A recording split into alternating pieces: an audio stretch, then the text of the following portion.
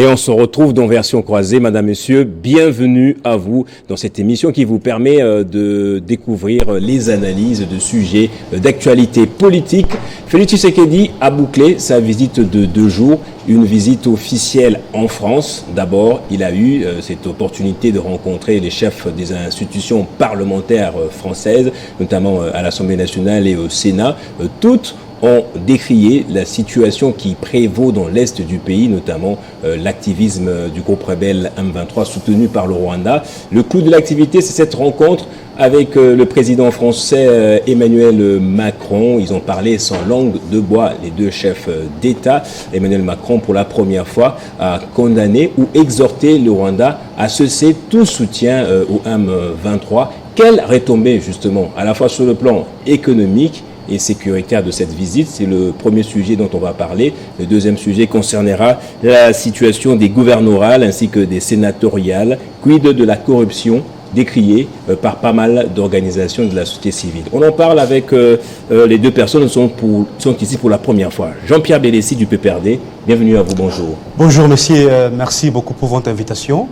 Je voudrais vraiment, par cette même occasion que vous me donnez, saluer tous les téléspectateurs de cette grande émission, mais également saluer mon co-débatteur.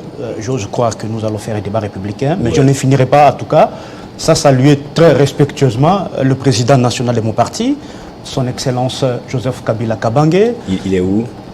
Il est en déplacement, certainement il va rentrer, il est parti pour ses études à l'étranger, il va rentrer le moment venu, mais aussi sa tendre épouse, maman Olivier Lembe Kabila, une grande dame de cœur, une femme sociale qui ne cesse en tout cas de soutenir, d'assister le peuple congolais en général. Je ne finirai pas, en tout cas si vous le permettez, saluer également le professeur docteur, notre secrétaire permanent, Manuel Ramal Chadaré, une fois de plus, merci pour votre invitation. Oui. Il y a votre secrétaire permanent adjoint qui a été convoqué ce jeudi au parquet des grandes instances de Gombe. Je pense jusque-là, on n'en sait pas davantage. Hein. Ça ne vous inquiète pas, j'espère. Exactement, nous ne savons pas aussi les raisons, mais nous estimons que peut-être c'est pour des raisons d'acharnement ou soit pour ses opinions politiques, parce que jusqu'à présent, nous ne savons pas véritablement les motifs de son interpellation. Oui. Ça ne vous inquiète pas quand même. Il a déjà été arrêté une fois. Je lui ai écrit, il m'a dit, il ne sait pas encore, il va se présenter. Exactement. Après, le motif, nous ne le savons pas encore. Mon compatriote. Merci beaucoup. C'est la première fois, je suis ravi de vous retrouver ici. J'espère qu'on aura l'occasion de se retrouver. En tout cas, je suis retrouvé ici pour débattre de la politique. Emmanuel Chibambe, une première fois aussi, bienvenue, bonjour à vous. Bonjour Gaëtan, bonjour à Jean Bélessi et à tous ceux qui nous suivent en ce moment. Je voudrais par la même occasion, si vous me le permettez, je voudrais avant d'entrer de jeu, rectifier des choses que j'ai entendues de la part de mon ami que j'aime bien, Jean Bélessi. Il n'a pas cité, il n'a pas cité quelqu'un de Non, c'est pour l'intérêt de ceux qui nous suivent. Hein. C'est très très important. Ouais. Très important. Vous savez, j'étais en Afrique du Sud il y a quelques jours. Ouais. Nous sommes sans savoir que notre ancien chef d'État fait des études en Afrique du Sud. Mais je viens de l'Afrique du Sud il n'y a pas très longtemps. J'ai mené mes enquêtes parce que je suis aussi journaliste, même si mes fonctions politiques ne me les permettent plus encore d'exercer en tant que tel. J'ai fait Vous avez été journaliste donc? J'ai été journaliste et j'ai vraiment cette ADN journalistique, l'enquête et les investigations. J'ai mené ces investigations et on m'a fait savoir que la dernière fois que l'ancien chef d'État a foulé ce sol ou ses pieds sur le sol sud-africain, ça date de 2 mois. Donc si mon ami Jean Bélessi dit qu'il est en Afrique pour ses études, je ne l'ai pas précisé. Il a dit qu'il est en Afrique. Il est à l'étranger. Il est à l'étranger.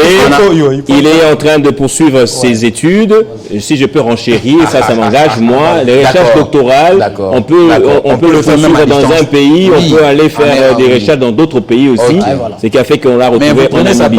Pourquoi vous prenez trop ça? Parce que moi, je réponds exactement ce qu'il a dit. Non. J'essaie juste d'avancer les chercheurs. Donc les gens doivent reconnaître que l'ancien chef de l'État mène ses études ailleurs, mais pas en Afrique du Sud, parce qu'il n'est pas sur le sol sud-africain. C'est à Jean Bélessi de nous renseigner, Jean-Pierre Bélessi, de nous renseigner exactement où c'est tout. Parce que moi, je suis congolais. J'ai aussi besoin de savoir où se trouve notre ancien chef d'État. C'est un droit. Il n'est pas n'importe quel monsieur. Il n'est pas n'importe quel citoyen. Ça, c'est la première rectification que je voulais faire. Et la seconde est celle-ci. Vous savez, pour être professeur d'université, il faut forcément avoir défendu une thèse de doctorat. Forcément. Vous défendez la thèse de doctorat, vous allez postuler. Après, si vous obtenez votre mention en fait, vous réussissez simplement. Et puis vous allez passer un test, tout ça, par lequel on va vous conférer le titre de professeur. Donc, point de besoin de dire professeur, docteur, non. Professeur, tout court. Hein. Il faut éviter cette redondance. Professeur Emmanuel Chada, il faut plus jamais dire ça vous professeur. Gêne, en fait. Ça ne me gêne pas. Et alors, ça ne me gêne pas. Où serait le problème en fait? Dans le langage courant en français, ça ne se parle pas. Voilà. Merci. Ça ne me gêne pas. Merci beaucoup. Donc, professeur Emmanuel Chada, ou soit docteur Emmanuel Chada, donc je veux juste rectifier ces deux. Voilà, ça commence bien comme ça. C'est fini, on ne va plus y revenir. Non, c'est fini. C'est pas ce qui nous rassemble en ce moment, en tout cas, c'est pas ce à quoi s'attend la population. Dans notre échange, Tshisekedi en France, en visite officielle, pour lui, il a dit que c'était un accueil, en tout cas, on ne peut plus extraordinaire, beaucoup plus que ce que lui avait réservé à Emmanuel Macron. Ici, on a vu Emmanuel Macron a été beaucoup plus clair. Il a dit qu'il n'y aura pas de politique de double standard. Si on est pour l'intégrité des territoires européens, on l'est aussi pour l'intégrité des territoires africains. Il a condamné le Rwanda. Tshisekedi est-il, d'après vous, je peux déjà imaginer ce que vous diriez, mais est-il naïf à croire à Emmanuel Macron ou c'est quelqu'un qui est quand même réaliste? Mon cher ami Gaëtan, une fois de plus, merci pour la parole que vous me donnez. En tout cas, avant de répondre concrètement à votre question, je voudrais un tout petit peu rencontrer mon ami sur un point qu'il a soulevé. Vous savez, Joseph Kabila n'a pas de compte à rendre à l'UDPS. Oh. Oui, permettez-moi. Parce que pourquoi aujourd'hui les déplacements de Joseph Kabila feraient l'objet de débats? Il est libre de circuler sur l'ensemble du territoire comme à l'étranger. Mais aussi, nous avons décrit d'ailleurs des propos, j'allais dire, mesquins, téméraires et vexatoires de votre secrétaire général, M. Kabouya, lorsqu'il dit tantôt que Joseph Kabila avait quitté le pays en catimini. Est-ce que vous l'avez rencontré par des preuves contraires? Extrêmement grave. On répond, mais ce sont vous devriez répondre à notre secrétaire général par de preuves contraires. C'est ça, c'est un homme public qui vous a donné de la matière que vous n'avez pas. Ce sont des propos qui frisent l'incompétence. C'est-à-dire tout simplement que vous n'arrivez pas à contrôler nos Congolais. Permettez-moi s'il vous plaît. Est-ce que je peux poursuivre? Notre ancien chef d'État. Je sais bien faire le jeu que vous faites, n'est-ce pas? Si vous faites ça, alors l'émission ne sera pas. Permettez-moi de reprendre la main. Exactement. La modération qu'il faut. Je disais tantôt. On avait déjà parlé de ce sujet. Je chute, en tout cas, on dit ça. Oui, vous n'avez pas la parole. Attendez lorsque vous en aurez pour parler. Exactement. Je ne peux pas comprendre que M. Kabouya puisse tenir ce genre de propos parce que ça donne l'impression que notre pays n'est pas contrôlé, c'est-à-dire nos frontières ne sont pas contrôlées en fait. Et aussi, est-ce qu'avez-vous entendu un communiqué de la DGM disant que Kabila était sorti en catimini? Donc voilà comment est-ce qu'ils sont en train de gérer la République. C'est extrêmement grave, mon cher ami. Je ne voudrais même pas m'atteler là-dessus parce que nous avons compris que ce sont là des prétextes. Mais je reviens sur la question. Que peuvent être les retombées justement de cette visite officielle? Exactement, je reviens déjà sur la question. Mais en fait, mon cher ami Gaëtan, ce qui est d'abord incompréhensif pour moi et pour beaucoup de Congolais, c'est qu'un président, que dis-je, un pays qui se dit en guerre, un pays qui se dit agressé, et que son président, lors d'une visite, je dis bien officielle, à l'étranger, puisse aller jouer au football. C'est extrêmement grave. Est-ce qu'on va nous prendre au sérieux? Déjà, pouvez-vous imaginer une seule seconde, le président ukrainien, Zelensky, dans le contexte actuel, puisse voyager, aller, je ne sais pas, aux États-Unis, soit en France, et qu'il se permette d'aller jouer au football. Et si c'était le programme prévu par la France, mais c'est proposé par la France dans le cadre de cette visite officielle? Je dois dire tout ça extrêmement grave. Okay. On ne peut pas, dans ces conditions-là, nous prendre au sérieux. Parce que nous disons que nous sommes un pays agressé, nous sommes en guerre. Le président doit adopter une attitude qui va permettre à ce que nous puissions être respectés. Ça, c'est un. De deux. Je vais ici vous dire très franchement, mon cher ami Gaëtan. Oui, Jean-Pierre. Que le responsable numéro 1 de la dégradation, j'allais dire, de la recrudescence de l'insécurité à l'est de notre pays s'appelle M. Félix Tshisekedi. Parce que déjà, les conditions sécuritaires que Joseph Kabila a laissées ne sont pas celles que nous avons aujourd'hui. Parce que moi, j'ai toujours fonctionné sur des statistiques.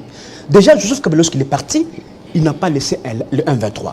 Le 1-23 que nous avons défait militairement. Mais ce Tshisekedi là, d'ailleurs, reconnu lorsqu'il était au Congo-Brazzaville ici, que ces mouvements avaient été défaits militairement par les armes.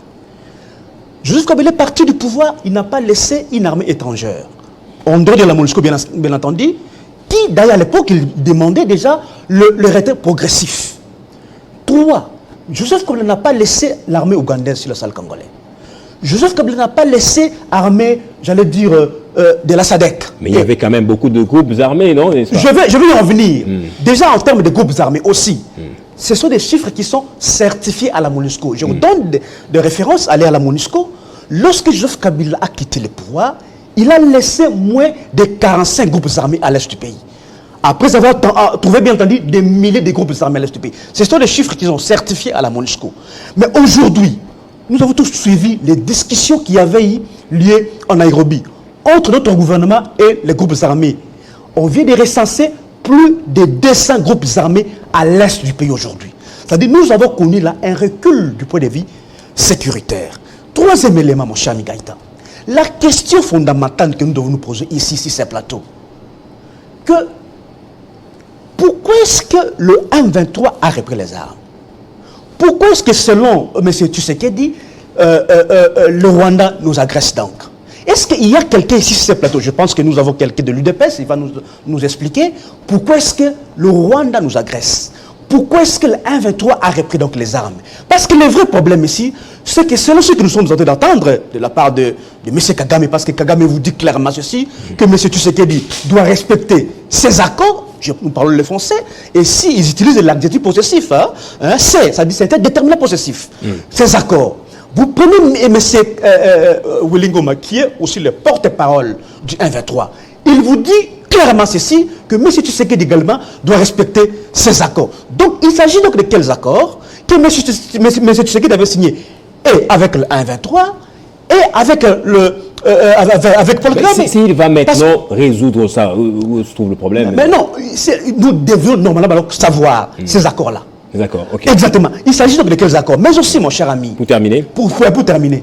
Moi, je pense qu'ici, nous devons véritablement savoir, n'est-ce pas, j'allais dire, la cause profonde de l'insécurité à l'est. Parce qu'en termes de statistiques, Joseph Kabila avait déjà fait un grand travail de fond dans la sécurisation de nos frontières. Parce que déjà, vous avez vu que ce sont les forces armées de la République qui ont, à chaque instant, à chaque fois, en train de traquer donc les groupes armés de l'est du pays. Mais vous allez remarquer que dans ce domaine ici, le Congo a fait un recul criant. C'est-à-dire les forces armées de la République du Congo n'ont plus les manettes. C'est-à-dire ils ne jouent plus leurs missions qui sont régaliennes. N'est-ce pas? Permettez-moi de citer les missions régaliennes parce que vous savez que les missions régaliennes de l'armée sont notamment la protection et la défense de notre territoire national. Mais jusqu'à présent, vous allez remarquer que non, ce ne sont plus les forces armées, en tout cas, parce qu'aujourd'hui, il y a plusieurs armées étrangères sur le sol congolais. Donc, on vient là de vider l'armée de ses compétences constitutionnelles, mon cher ami. Emmanuel Tshibambe, on parle des retombées justement de cette visite officielle, mais moi, un souvenir m'est revenu là de Tshisekedi quand il avait reçu Emmanuel Macron ici. Il avait un peu une attitude, pas celle qu'on a vue avant-hier en France. En tout cas, il parlait, non, il ne faudrait toujours pas avoir un regard paternaliste vis-à-vis des pays africains. Mais en France, on a un Tshisekedi qui dit, Emmanuel Macron, j'ai aimé l'accueil, quoique, peu importe ce qu'on peut dire, moi je crois en vous, en la France, etc. Est-ce que Tshisekedi n'a plus de solution ici, au niveau africain, au niveau national, au niveau régional aussi? Non, cher Gaëtan, vous devez comprendre. Il est au bout du rouleau ou comment? Vous devez comprendre que la politique, c'est un jeu qui a plusieurs faces, hein, un jeu multifacial.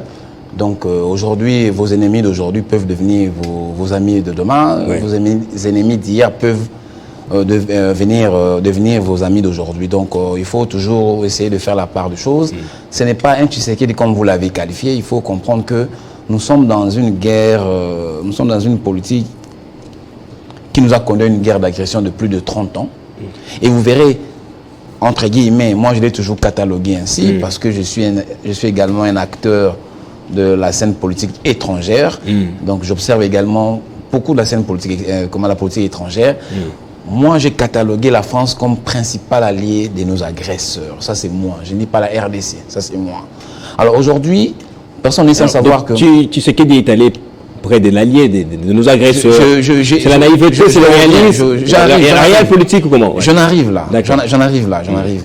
Donc, aujourd'hui, si le président Tshisekedi a peut-être adoubé ou soit apprécié l'accueil et en croyant au président Macron, d'un point de vue personnel, il dit je crois en vous personnellement. Oui. Il croit en lui parce que depuis la nuit des temps, quand nous avions, nous, Congolais, nous qui sommes du pouvoir, quand nous avions claironné disant que les Occidentaux cessaient de soutenir le Rwanda, quand le président Macron est venu, si vous avez vu comment est-ce que le chef de l'État Félix-Antoine Tshisekedi Tshilombo avait étiqueté la France en présence du président Macron.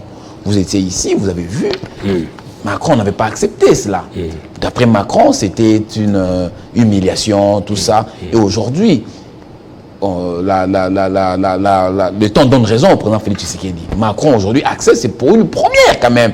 Ça c'est un succès diplomatique. Même vous qui êtes de la presse, vous n'en parlez pas. Parce qu'à un moment donné, nous disions, vous disiez, pas vous ici Télé 50, je dis seulement la presse en général, disiez-vous que voilà pourquoi la France ne condamne pas Kagame, ne condamne pas le Rwanda pour sa guerre d'agression à l'est du pays. Aujourd'hui la France en a fait ce que vous avez souhaité. Mais je vois, silence radio. Il a dit, apparemment, malgré lui, on dirait Macron. Comment? Il a dit, on dirait malgré lui, malgré. Non, vous ne pouvez pas dire que... Je l'avais déjà dit, je l'ai dit en termes clairs maintenant. Vous ne pouvez pas dire que Macron l'a dit malgré lui. Non, vous ne pouvez pas interpréter les intentions d'Emmanuel Macron. Okay. Nous restons quand même sur le fait, nous avons vu, c'est lui qui engage la France, à l'occurrence du président Emmanuel Macron, dire expressis, comme ex cathedra, que nous regrettons, nous condamnons le Rwanda et demandons au Rwanda de retirer ses troupes en l'est de la RDC. Ça, c'est un succès diplomatique. D'arrêter le soutien. Majeur. D'arrêter le soutien, oui. Aussi, et arrêter le soutien. Ça veut dire aujourd'hui la politique de Félix Tshisekedi, qui vous a toujours dit une politique agissante, a fécondé et a produit des fruits. Vous savez, mon co-débatteur a dit qu'il était malheureux, ce n'était pas de bonne loi que le président Tshisekedi... oui, il a dit... C'est très important. Le football, oui. Et il a même évoqué Zelensky, tout ça. Je vous dis, je suis un observateur de la politique étrangère. Vous savez, la formation universitaire du président Zelensky. Vous savez qu'il est... Vous êtes avocat. Moi, j'ai fait la communication, l'information. Zelensky, c'est un comédien. C'est un comédien. Il a fait la comédie. Au début, 2-3 mois... Comment? Qu'est-ce que ça va? Non, c'est moi qui vous ai posé la question. Oui, ce qui est à voir, c'est ce que je vais étaler maintenant. Soyez maintenant attentifs, écoutez ce que je vais dire. Zelensky, au début de la guerre en Ukraine, Zelensky est allé dans une université, je crois à la deuxième ville de l'Ukraine, que j'ignore le nom, je pense que je peux même vérifier après, je vais vous dire. Il est allé à l'école, dans une université, dans la deuxième ville de l'Ukraine. Il est allé expliquer aux jeunes étudiants les enjeux de la guerre que mène la Russie contre leur pays. Et à la fin, il a fait un sketch de 5 minutes. 5 minutes. Mais j'aurais souhaité... Tu sais qu'il fait des sketchs aussi? Non, écoutez. J'aurais voulu voir que Jean-Pierre Bélez dise, mais comment Zelensky, son pays est agressé, son pays est en pleine guerre avec la Russie, mais il est allé faire du sketch. Ça veut dire ceci. C'est que si le président Tshisekedi a joué au foot, c'est le protocole français qui avait déjà bien établi le programme. Il n'y a eu rien qui s'est passé au hasard. Tout a été déjà prédéfini, bien avant même l'arrivée du président Félix Tshisekedi. Et s'il est allé se recueillir, ou il est allé se régaler pour jouer au match de foot même pendant 10-15 minutes, s'il vous plaît, ne pensez pas que vous êtes plus érudit que moi, ou bien plus érudit que tous les collègues qui nous suivent. C'est ma réflexion. Je suis en train d'aller. J'y vais d'ailleurs, laissez-moi. S'il vous plaît, vous avez parlé, moi je ne vous ai pas interféré. Allez-y. Donc c'est normal pour vous que Félix Tshisekedi joue aujourd'hui.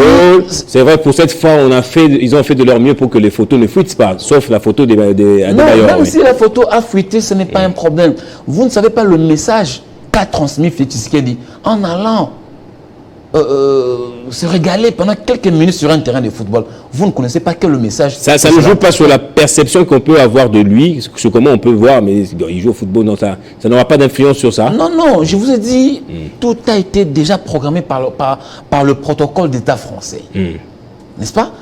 Le fait que le président Macron reconnaisse que le Rwanda agresse la RDC, chose qui n'a pas été le cas depuis des années. Alors, cher ami, en vous, vous ne voyez pas qu'il y a une progression, qu'il y a une réussite quelque part. C'est vrai. Vous allez ils ne se sont pas prononcés sur les sanctions. Vous voulez que les choses, tout se fasse en un seul jour. Non, même Dieu le Père, il n'a pas créé ce monde en un seul jour. Il en a créé pendant 6 jours et le 7e jour, il s'est reposa. Donc, avant-hier, nous avons vu, hier ou avant-hier, nous avons vu le président Macron dire devant l'assistance que le Rwanda a arrêté d'agresser la RDC et nous nous désengageons de toute forme d'agression en RDC et nous vous prions de pouvoir vous retirer du sol congolais. Ça, c'est déjà un succès. Attendons les jours qui viennent. La diplomatie ne se fait pas d'ipso facto. Merci. Il y a des conséquences qui viendront. Oui, et je retournerai vers vous pour vous poser la question sur les conséquences, l'impact et les retombées même de cette visite. Jean-Pierre Bélessi, vous l'avez dit clairement, il n'y avait plus d'M23 alors que Kabila a quitté le pouvoir. Mais si les M23 avaient été vraiment défaits, comme vous le dites, il n'y aurait pas eu résurgence ou résurrection. C'est que vous avez laissé quelque chose. Il y a une souche qui est restée. Tshisekedi est maintenant allé s'attaquer au problème à la source. Parce qu'il veut que ça arrête l'exploitation illicite des minerais. C'est ce qui alimente même la survenue, je dirais, de tous ces groupes armés. C'est ce que vous n'avez pas fait, vous. C'est une question fondamentale, mon cher ami Gaëtan. Mais bien avant ça, permettez-moi de rencontrer un tout petit peu mon ami de l'UDPS. Déjà, le premier constat que moi, personnellement, j'ai fait, c'est que alors que aujourd'hui, tous les pays, je dis presque, beaucoup de pays qui ont été colonisés par la France sont en train de tourner les dos à la France. Vous prenez la Guinée, vous prenez Burkina Faso, vous prenez les Mali et tous les autres que vous connaissez, sont en train de tourner les dos à la France. Les sentiments anti-français, comme on dit. Exactement, mais notre président, nous, Congolais, croyons que c'est la France aujourd'hui qui va donner la solution au peuple congolais, soit à nos problèmes. Donc il roule encore à contre-courant. Voilà, il faut déjà dire que ces pays-là ont une histoire commune, n'est-ce pas, avec la France, parce qu'ils ont été colonisés par la France.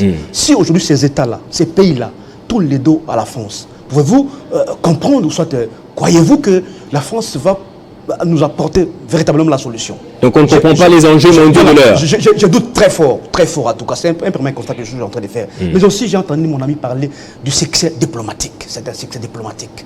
Bon, déjà, je vais rassurer mon ami ici. C'est que la diplomatie, c'est une science qui consiste tout simplement à faire valoir sa position sur le plan international. C'est-à-dire, il faudra que votre version des faits soit comprise dans l'opinion internationale. C'est ça véritablement la diplomatie. Parce qu'il dit ici que c'est pour la première fois que la France puisse condamner l'agression rwandaise. Mais peut-être il n'a jamais lu, excusez-moi, parce qu'il y a eu plusieurs rapports déjà qui ont été sortis, notamment les rapports des Nations Unies, qui ont démontré à plus d'une fois que notre pays avait fait l'objet d'une agression. Soit il y a des éléments, soit des soldats. Et la France fait partie de ce Conseil de sécurité. Exactement. C'est ce que vous voulez dire. Voilà, des soldats rwandais sur le sol congolais. Ça, c'est prouvé. Il y a des rapports qui sont là. Mais pourquoi est-ce que... Là, c'est ça la question que vous l'avez posée, en fait. Pourquoi est-ce qu'il n'y a pas de sanctions? Parce que lorsqu'on reconnaît qu'il y a une agression quelconque, conformément à la Charte des Nations Unies, il faudra que ces pays-là soient sanctionnés. Les cas concrets, d'ailleurs, bon, même si je ne suis pas d'accord avec ce qui se passe aujourd'hui en Ukraine, entre l'Ukraine et la Russie, donc vous avez vu que aujourd'hui, on est en train de sanctionner la Russie. Il y a des sanctions qui tombent sur la Russie. Mais pourquoi est-ce que notre pays, chaque fois on dit qu'il est agressé et qu'il n'y a pas, en tout cas... Emmanuel Macron a dit qu'il n'y aura plus de politique de deux standards, de deux poids, deux mesures. Mon cher ami Gaëtan, nous devons avoir des résultats sur le terrain, voyez-vous. Parce que d'ailleurs, pour nous, le PPRD, pour nous, le FCC, nous disons toujours que non, la solution la plus efficace pour mettre fin à l'insécurité à l'est de notre pays ne viendra pas de l'extérieur. Elle viendra de l'intérieur et avec nos forces armées.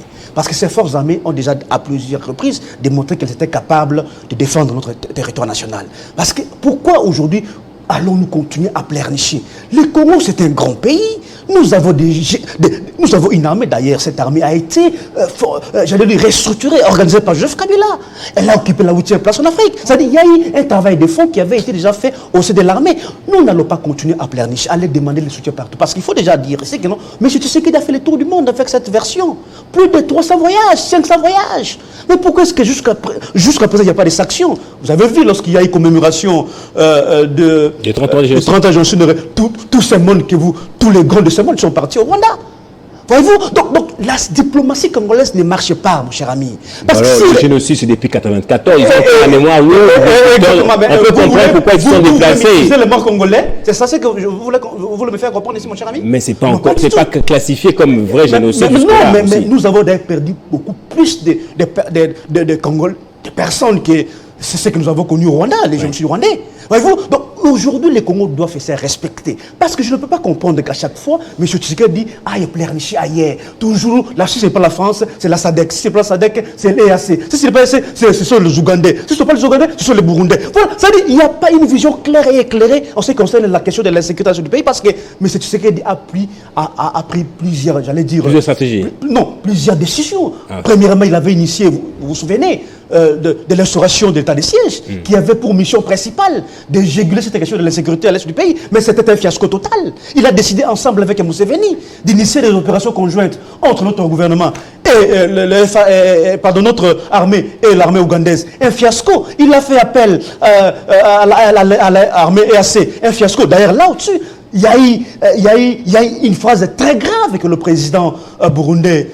avait prononcée l'autre fois, disant que cette force-là va quitter la RDC jusqu'à ce que la RDC va se doter d'une armée et d'une police. C'est une insulte grave. C'est-à-dire que le Congo aujourd'hui a perdu son prestige. Le Congo aujourd'hui a un problème de vision. Donc tu sais qu'il est sur tous les fronts. Le Congo a un problème de leadership, mon cher ami, parce que le Congo c'est un grand pays. Il nous chante à la longueur de la journée aujourd'hui qu'on a injecté 1 milliard au sein de forces armées, que la diplomatie congolaise avait payé parce qu'il y a eu la levée des sacs de...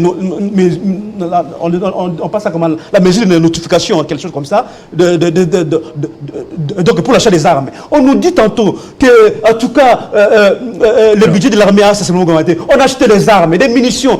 Mais pourquoi est-ce que cette armée n'arrive pas à traquer une fois pour toutes, soit à trouver la solution à la question de l'insécurité du pays? Donc, pourquoi revenir à la question sur le 1-23? Parce qu'il y a une souche. Il n'y a pas une souche. Et je vous dis, droit dans les yeux. Notamment, vous avez défait le 1-23, mais nos minerais continuent toujours à sortir du pays. Pas du tout. Tshisekedi a même pris une décision courageuse en voulant s'attaquer sur le plan judiciaire à Apple. Excusez-moi, vous allez m'empêcher de bien finir.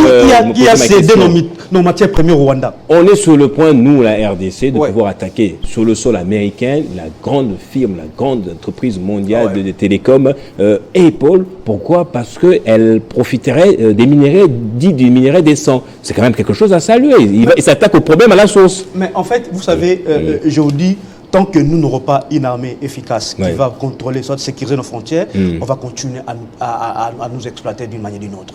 C'est pourquoi la mission principale, soit l'objectif principal de Joseph Kabila était d'abord d'avoir une armée qui était forte, qui doit être forte et efficace. C'était ça, parce qu'on peut monter et descendre tant qu'on n'a pas une force qui va protéger nos frontières, nous allons continuer à pleurnicher. Ça, c'est un premier élément. C'est pourquoi d'ailleurs, moi j'ai toujours dit que M. Tshisekedi n'a pas de vision dans ces domaines sécuritaires, parce qu'en fait, on ne peut pas comprendre que non, une armée qui a plus ou moins, j'allais dire 200 000 hommes, parce que c'est ça l'effectif de l'armée, 200 000 hommes, et qu'à chaque fois nous continuons à demander de l'aide à l'étranger. Est-ce qu'on sait de ces forces? On ne peut pas monter une brigade, 2 brigades surarmées, suréquipées, pour traquer les forces armées à l'est du pays, de forces rebelles, soit hostiles à l'est du pays. Donc il y a un problème de vision. Moi je pense que ce que nous sommes en train de faire là, c'est du théâtre. La solution ici, c'est que nous devons avoir une armée qui doit véritablement nous protéger. C'est ça. Merci Jean-Pierre Bélessy, Emmanuel Tshibambe. J'avais une question à poser, mais je rebondis sur une des allégations dites faites par Jean-Pierre Bélessy. On a eu EAC, c'était un fiasco. On a maintenant la SADC. On a eu encore, les Wazalendo. Qu'est-ce qu'on va encore faire en France? Cher ami, d'abord, il faut bien définir les choses. Pourquoi les amis veulent... on a les 1 milliard injectés dans le FRDC aussi, j'ajoute. Oui. Pourquoi les amis aiment trop caricaturer, faire croire aux gens que les Wazalendo seraient des étrangers? Toi, tu parles Swahili mieux que moi d'ailleurs, j'ai comme l'impression. Tu connais ce que ça signifie Wazalendo? Je ne suis pas un Swahiliphone, mais Wazalendo, ça veut dire le patriote, tout simplement. Ce n'est pas de la main-d'œuvre extérieure. Ça, il faut que ça soit bien défini et que tout le monde comprenne ce que c'est. Deuxièmement, cher ami, tous les pays colonisés par la France, tous les pays africains colonisés par la France ont tourné le dos à la France. Et pourquoi nous allons aller, pourquoi nous irons demander l'aide à la France, croyant que la France finirait la guerre en RDC? Non, cher ami. Est-ce que là, Tshisekedi se pose en panafricain? C'est lui qui. Ce n'est même pas ce que Tshisekedi est allé faire en France. Non. Lorsque vous avez un allié de taille, à l'occurrence la France, donc ça veut dire que vous faites la guerre à la France. Donc la RDC fait la guerre à la France. Et si cet allié-là que vous estimez serait vraiment un allié de taille, et qu'avec lui, on aura difficile à pouvoir finir la guerre, c'est ravi, c'est dit, voilà, moi je ne vais plus encore prêter mes fortes au Rwanda. Ça ne peut qu'être un motif de satisfaction pour nous, RDC. C'est ça tout simplement, cher ami. La tendance panafricaine est plus vers d'autres forces. Nous ne sommes pas allés démontrer à la France, où nous ne disons pas que c'est la France qui va finir la guerre à l'Est. Nous n'avons jamais dit ça.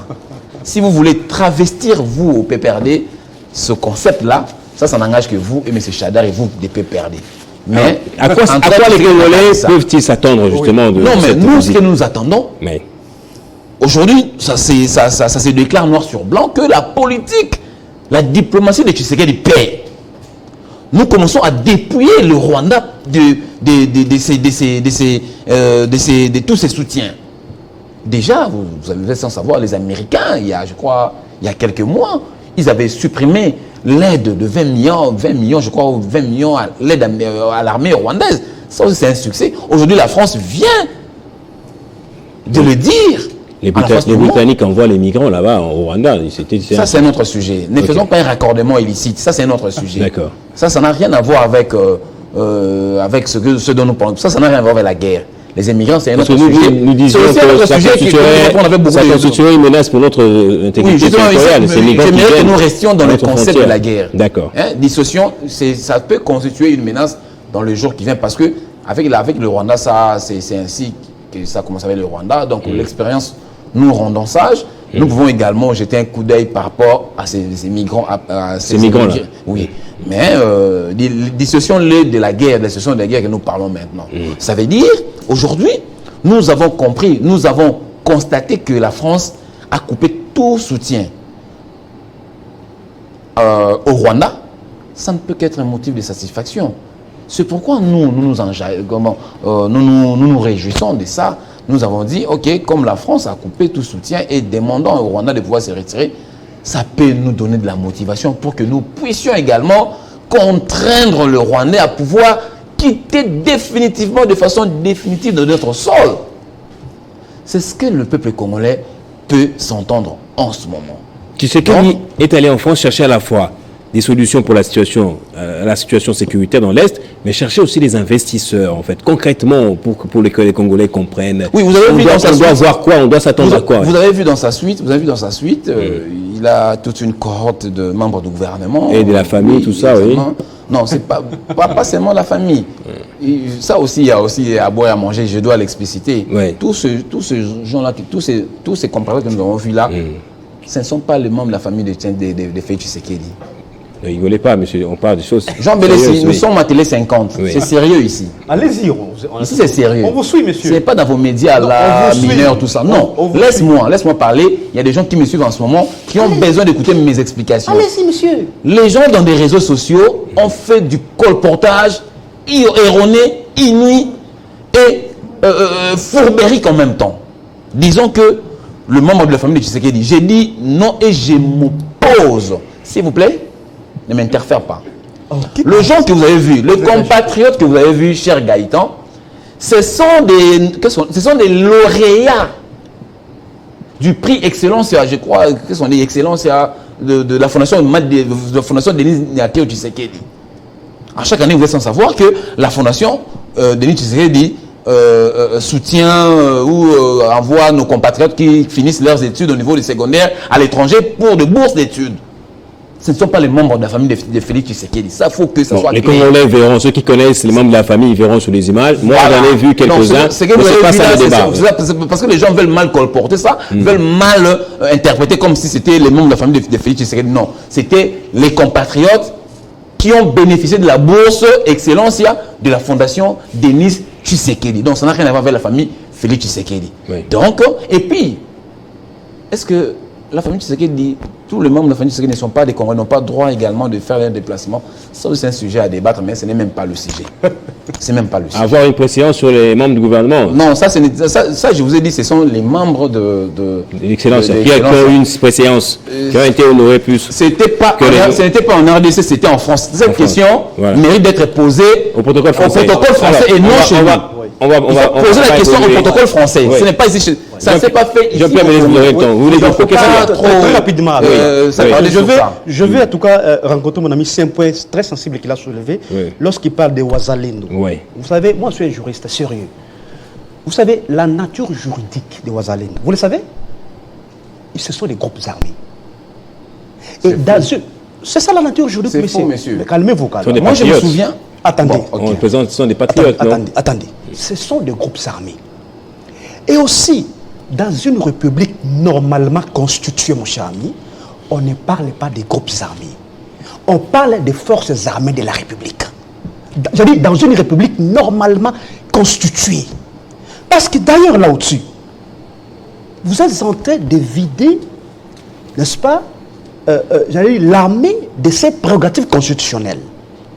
Parce que je vous ai rappelé ici, l'armée a la mission, soit les missions régaliennes, qui sont notamment de protéger et de défendre notre territoire. C'est-à-dire que vous êtes en train de vider l'armée de ses prérogatives, mon cher ami. Et aussi, ce qui est plus... D'ailleurs, j'ai entendu beaucoup de gens interpréter d'une manière erronée l'article 63, si je ne me trompe pas, de la Constitution, lorsqu'on dit que tout Congolais a droit de défendre le territoire national. Mais lisez le deuxième alinéa, qui vous dit qu'il faudrait à ce qu'il y ait un service militaire obligatoire pour que tous les Congolais aillent dans ce service-là, en fait d'aller défendre notre territoire. Donc, il ne faut pas faire l'amalgame ici, mon cher ami. Parce que je ne peux pas comprendre que notre pays soit à genoux aujourd'hui face au Rwanda. C'est impossible. Comment on doit à chaque fois continuer à pleurnicher, faire le tour du monde? Vous savez, depuis que M. Tshisekedi, n'est-ce pas, le président de la République, dans son discours, c'est Paul Kagame. Dans ce discours, c'est le Rwanda. Non, mon cher ami. Et quel est le résultat de tous ces discours? Parce que il a tellement voyagé avec cette thèse-là et que la réalité sur le terrain n'a pas bougé. D'ailleurs, nous sommes en train de perdre. Est-ce que c'est faux que Paul Kagame on est pour quelque chose? Peu importe, mon cher ami. Oui. Même si aujourd'hui on était agressés, nous sommes agressés par les Rwandais. Alors nous allons croiser les bras? Alors continuer à pleurer? Non, mon cher ami. C'est-à-dire, dans les rapports entre les États, mon cher ami, ce sont les rapports de force. C'est-à-dire, si le Rwanda nous agresse, nous devons également organiser nos services pour attaquer, soit pour défendre notre territoire, mon cher ami. Au lieu de pleurer chaque fois ton l'ennemi qu'on l'a M. Tshisekedi. Trop, c'est trop, mon cher ami. C'est pas grave, mon cher ami. Non, on passe à une autre thématique, la deuxième, parce qu'on a pris assez de temps avec la première. On va parler maintenant des gouverneurales et des sénatoriales. C'était le lundi de cette semaine. Les résultats ont été publiés. Beaucoup ont décrié à la fois la corruption et certains les irrégularités enregistrées dans la proclamation de certains candidats, notamment dans la province de Tanganyika, mais également à Chikapa, pour ne citer que ces deux provinces. Jean-Pierre Bélez, si vous gardez la parole, il aura le même temps de parole que vous. Ce système que nous décrivons tous ici, que la CAGE, etc., des autres organisations de la société civile décrit, c'est un système dont hérite justement que le pouvoir en place a été de vous. Le système de corruption sénatoriale, le gouvernoral, les coups bas, etc. Voilà, maintenant c'est peut-être poussé un peu plus haut, plus fort. Bon, mon cher Gaïta, je vous réponds vraiment par élégance, parce que j'allais dire ça objet, parce que vous savez très bien que j'allais dire, vous savez, la position du PPR soit du FCC en ce qui concerne ce processus électoral d'une manière générale, parce que nous l'avons dit que ces élections... Qu'est-ce que vous avez fait pour assainir justement ces élections? Je vais y revenir, il n'y a pas de souci. Nous avons dit que ce qui s'est passé en 2023, ce ne sont pas des élections, ce sont des nominations. Les gens sont là, c'est par la volonté de M. Tshisekedi, parce que ces élections n'ont pas, en tout cas, reflété la volonté de la population congolaise. Nous avons des dirigeants, tous, je dis tous illégitimes, en commençant par lui-même, M. Tshisekedi, n'a pas été élu par le peuple. Il est là par la volonté de M. Kadima, il est là par la volonté de M. Dokamuleta. Ce sont les deux messieurs qui l'ont placé. 73, c'est quand même beaucoup. Mais monsieur, ce sont des chiffres qui sont fabriqués par Kadima. Mais je vous dis la vérité, ce sont des chiffres qui sont fabriqués par Kadima. Nous les savons, les Congolais savent que non. M. Tshisekedi n'a pas été élu par le peuple. Qui a été élu alors? Exactement. Mais répondez qui a été élu. Messieurs, nous ne croyons pas ces processus. Mais répondez. Nous ne croyons pas cela. Si vous ne croyez Comment nous allons savoir? Comment nous allons savoir? Parce que le préalable du peuple. Si vous n'avez pas su que Tshisekedi n'avait pas été élu. Permettez-moi. Maintenant, pour que vous répondiez qui avait été élu, vous n'avez pas été. Comment il s'est fait que vous intéressez qu'à Tshisekedi qui n'avait pas été élu? Mais vous savez, la corruption corrompt tout. Ça veut dire quoi? Ça dit que non, tout ce qui s'est passé là-bas. Merci, vous n'avez pas la parole. C'est-à-dire qu'on n'a pas su qui a gagné parce que la corruption a régné. Permettez-moi, monsieur. Votre parti existe. Permettez-moi, s'il vous plaît. S'il vous plaît. Vous parleriez du parti. Je vais vous déranger également. Ça votre temps. Donc, nous avons aujourd'hui tous les dirigeants qui sont illégitimes. Je vous ai dit, on commence par M. Tshisekedi. Vous avez une Assemblée nationale également illégitime parce que tous les députés qui sont là, c'est la volonté de M. Mbata, c'est la volonté de M. Kabouya. Donc une Assemblée nationale qui est également illégitime. Et vous avez des députés provinciaux aussi illégitimes. Donc ils vont élire des gouverneurs qui seront également illégitimes. La vraie question que vous avez posée ici, la bonne question d'ailleurs, c'est que est-ce qu'ils ont été élus, j'allais dire les gouverneurs et les sénateurs, si base véritablement des programmes. Bon, ne parlez même pas des sénateurs parce que je parle d'abord de gouverneurs. Parce que est-ce qu'ils ont été élus vraiment si bas des programmes? Nous avons tous vu, c'est plutôt la corruption qui a régné. Les élections ont été faites d'une manière, je ne sais pas comment l'expliquer. C'est-à-dire c'est par rapport aux mieux offrants. C'est celui qui a donné beaucoup plus d'argent, c'est celui-là qui a gagné en fait. Vous avez déjà suivi. C'est pas nouveau, je disais, c'est pas nouveau. Mais ça a commencé à partir de vous. Pas du tout. Est-ce que avez-vous vu une seule fois dans tous les cycles? J'allais dire tous les cycles électoraux que nous avons connus, tous les cycles, j'allais dire électoraux que nous avons connus en 2006, en 2018, assister vraiment avec des machines, des gens qui votent dans leur propre maison, tout ça, une corruption aussi à grande échelle à ce niveau, pas du tout. Donc nous avons toujours dit que non, la démocratie c'est un idéal, voyez-vous, mais vous allez remarquer une seule seconde, de la manière la plus éloquente, que en tout cas les élections d'une manière générale n'ont pas véritablement exprimé la volonté du Congolais. Merci Jean-Pierre Belessi. Tu vas avoir réaction rapidement avant que je vous relance avec cette question que j'estime être quand même importante. Oui, réaction rapidement à ce qu'il vient de dire. Non, vous savez, moi j'ai toujours été interloqué de voir nos amis du PPRD avec des réactions épidermiques du genre mineur et qui ne sont même pas scientifiques. Sérieux. Démontrer les contraires. Je démontre. Allez-y. Allez, soyez calme et je vais vous le démontrer. Donc, je vous dis ceci. Oui. Soyez calme. Allez-y, monsieur. Ceux qui nous suivent, moi je pose la question à ceux qui nous suivent. Vous êtes PPRD. Vous n'avez pas participé aux élections, selon lui. Que ça ne les engage pas. Mais, ils connaissent que M. Tshisekedi n'avait pas été élu. Chose qui ne les engage pas, mais eux, ils connaissent que Tshisekedi n'avait pas été élu. On leur pose la question qui avait été élu, ça ne nous engage pas. Mais comment vous avez su que Tshisekedi n'avait pas été élu si cela ne vous engageait pas? Perversion, ça s'appelle en français perversion. S'il vous plaît. C'est pas possible. C'est possible, c'est possible. C'est possible, messieurs. C'est pas possible ça. Lorsque les gens... C'est moi, c'est dans mon temps d'antenne, messieurs. C'est moi qui ai la parole. C'est moi qui ai la parole. C'est moi qui ai la parole, messieurs. Je te rencontre dans tes propos. C'est moi qui ai la parole. Ça s'appelle en français la perversion. Il faut quitter cette perversion. S'il vous plaît, c'est moi qui... Maintenant, dans cette tricherie-là, parce que Tshisekedi n'avait pas été... S'il vous plaît, messieurs... Comment sera celui qui a gagné et qui n'a pas gagné? Comment sera? Nous ne sommes pas dans un endroit où il y a des bérets rouges, monsieur. Nous sommes pas sous le bois. Nous sommes pas sous le bois. Sous les bois, oui. Sous les bois, il y a des professeurs. Je peux décider, par exemple. Théophile Mbemba. Oh là là, franchement. Théophile Mbemba, il est venu sous les bois. Allez-y. Il tient sa sauce sur le bois. Je vous comprends. Parmi les éminents professeurs de ce pays. Je vous comprends. Voilà. Ton autorité au PPRD, Théophile Mbemba. Parmi les éminents professeurs. Il est avec vous maintenant là. Parmi les éminents, s'il y a des proches collaborateurs de M. Joseph Kabila, il se trouve Théophile Mbemba, il est venu sous les bois. c'est pour vous dire, c'est sous les bois, il y a des professeurs d'université. Monsieur Tshibambe. Il y a des médecins. Et les juristes, c'est comme nous, messieurs. Il y a cette vidéo du pays. Il y a les juristes. C'est quoi la on est plus que toi. C'est moi qui c'est dans mon temps d'antenne. S'il vous plaît. C'est dans mon temps. Oh là là. Il reste 2 minutes. Et c'est le procès que vous dites là. C'est Emmanuel Tshibambe qui a la parole. Alors, Emmanuel Tshibambe, il y a cette vidéo aussi qui a provoqué beaucoup de réactions de la part de la société civile. Votre secrétaire général, Augustin Kabouya, qui dit, je l'ai dit en lingala, peut-être je ne peux pas le dire exactement comme il a dit, ceux qui, député na Bisomoko, na Pesi Bango, Mituka, na Pesi Bango Kado. Est-ce que na Sali Mabé? Voilà. Alors, je voulais que vous nous dites maintenant, là, est-ce une forme de corruption ou juste de... S'il vous plaît. C'est de la corruption ou pas? Akaj a-t-il raison de demander que le procureur général pour la Cour de cassation qu'il puisse diligenter, ce serait une information judiciaire ou peu importe, mais quelque chose contre cela? Alors, demandez à votre co-animateur de ne pas m'interrompre parce que je voudrais bien répondre à cette question parce que les gens entendent ma réponse. Cher ami, notre secrétaire général a expliqué à la face du monde, à l'assistance que ça se passe chez nous à l'interne. Parce que nous sommes un parti très organisé, mieux organisé que tout le parti. Actuellement, j'ai la prétention. Peut-être c'est une prétention, mais en tout cas, j'ai comme l'assurance, nous sommes le parti le mieux structuré sur le territoire national. Il est inadmissible lorsque le député vient lui rendre visite et en rentrant, lui posant le problème du transport. 30 secondes pour terminer. Et tout construit patati et patata.